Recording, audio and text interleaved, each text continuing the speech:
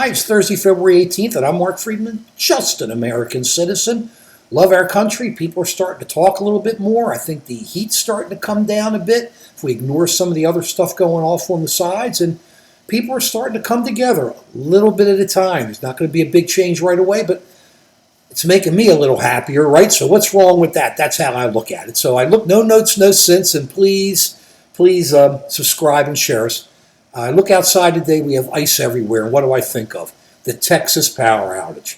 Now, let's understand, I love Texas. I got some friends down there. They're great people. They're really good people. And I've known them for years, and I'll see them all the time, but I just know they've always been good people, good family, good Americans, and it's a great state. So let's understand that off the top. But I don't understand their politicians. They were told 10 years ago, their politicians, Rick Perry, wasn't he governor then, or whomever it was just before then?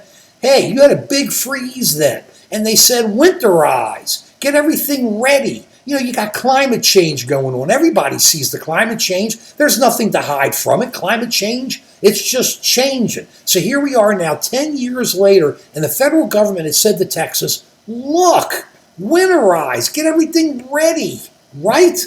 So that you're ready for the snow or the ice. You're not going to have it all the time, but that's not how their grid is set up. Their grid is set up as like a just-in-time type of energy thing, kind of like the way our food supplies were before COVID-19. Then all of a sudden COVID-19 hit, supplies got smacked, you couldn't get things, everybody's running everywhere, prices went up, prices haven't come down, but prices went up, and we had real issues and had to change the supply lines. That's what's going on down in Texas.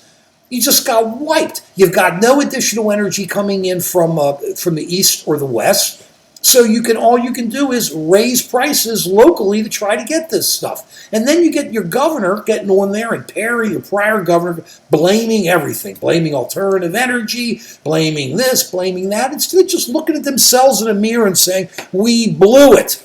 Hey, you blew it, Governor Abbott and Perry. You were told to do this. It isn't that hard to winterize.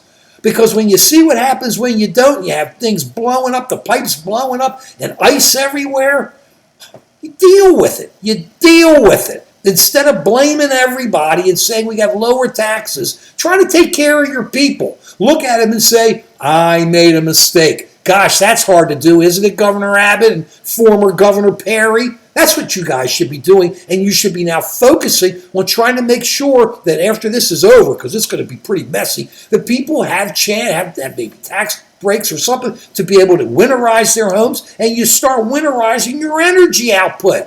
Just winterize it, will you? It isn't that hard. Just total, absolute negligence on the part of the Texas leadership. And when they come up for re-election, hopefully people will remember, but memories seem to be short in this country.